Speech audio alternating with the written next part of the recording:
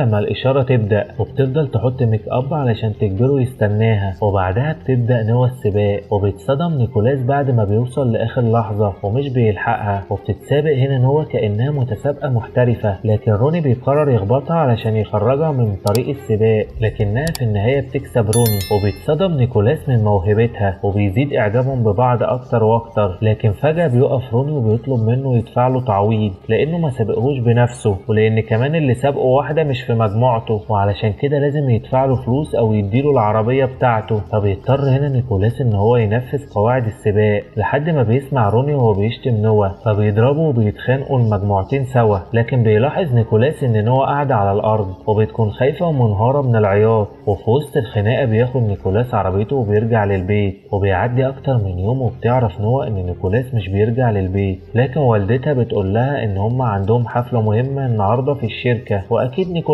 هيظهر. وفي الوقت ده بيظهر نيكولاس وهو قاعد مع اخته اللي بتكون من مامته.